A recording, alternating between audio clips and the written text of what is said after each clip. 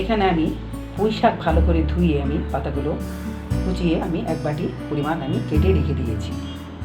ঠিক 1 কাপ পরিমাণ চালের গুঁড়ো। এখানে রয়েছে ধনিয়া আর জিরে আমি তেলে 1 টিস্পুন গুঁড়ো রেখেছি, 1/2 টিস্পুন হচ্ছে কালো জিরে। আর এখানে রয়েছে ধনিয়া আর জিরা আমি তেলে রেখেছি 1 টিস্পুন, আর 5টা কাঁচা লঙ্কা আমি কুচিয়ে রেখেছি। আর এখানে 2টো মিডিয়াম সাইজের পেঁয়াজ আমি কুচিয়ে রেখেছি। 1/2 টিস্পুন রয়েছে হলুদ গুঁড়ো, 1/2 টিস্পুন শুকনো লঙ্কার গুঁড়ো, 1 টিস্পুন নুন, 1/2 টিস্পুন চিনি রয়েছে। রান্নাটা আমি সাদা তেলেই করব। প্রথমে আমি পুঁই শাকের পাতাগুলো বাটির মধ্যে নিয়ে নিচ্ছি। 1 টিস্পুন নুন দিয়ে দিলাম। নুন দিয়ে আমি একটু মেখে নেব। মেখে আমি পাতাগুলোকে একটু মজিয়ে নেব।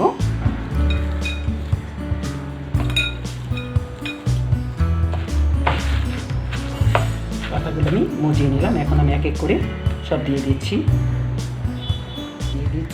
পেঁয়াজ কুচানো, 2টো মিডিয়াম সাইজের পেঁয়াজ আমি কুচিয়ে রেখেছি, সেটা দিয়ে দিলাম।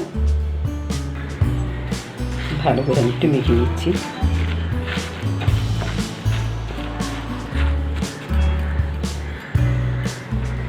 হাফ টিস্পুন শুকনো লঙ্কার গুঁড়ো, 1/2 টিস্পুন হলুদ গুঁড়ো, টালা মশলার গুঁড়ো রয়েছে জিরে আর ধনিয়া 1 টিস্পুন, চিনি রয়েছে 1/2 টিস্পুন, কালো জিরে, গন্ধটা খুব ভালো লাগে সেই জন্য আমি দিয়েছি।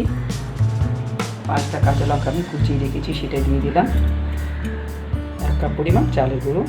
আমি সব একসাথে মেখে নেব। একটু সামান্য পরিমাণ জল দিয়ে দিলাম।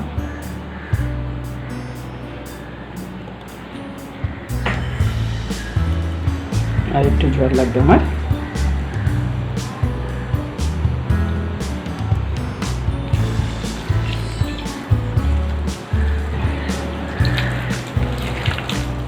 মাখানো হয়ে গেছে, এখন আমি ভেজে নেব।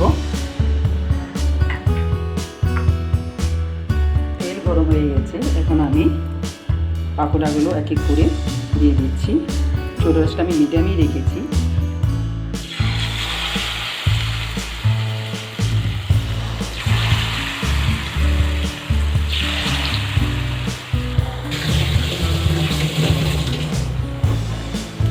এক পাশ ভাজা হয়ে গেছে, আমি উল্টে দিচ্ছি। ভাজাগুলোকে আমি একটু গোল্ডেন করে ভাজবো, একটু গোল্ডেন কালার করে ভাজবো। 5 মিনিটের মতো সময় লেগেছে ভাজাগুলো হতে আমার। দেখুন কি সুন্দর ভাজা হয়ে গেছে। এখন আমি উঠিয়ে নিচ্ছি। উঠিয়ে তেলটা ছড়িয়ে নিচ্ছি।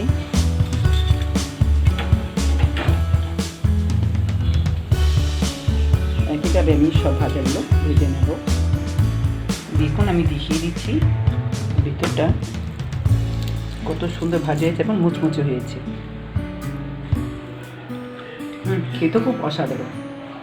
আপনাদের বাড়িতে চটপট এরকমই বানিয়ে ফেলুন পুঁই শাকের বড়া। আমাদের পরবর্তী রান্নার রেসিপিটি হচ্ছে কাঁকড়া পিঠে। আমাদের রান্নার রেসিপিটি দেখার জন্য চ্যানেলটিকে এখনই সাবস্ক্রাইব করে বেল বাটনে ক্লিক করে দিন। নমস্কার।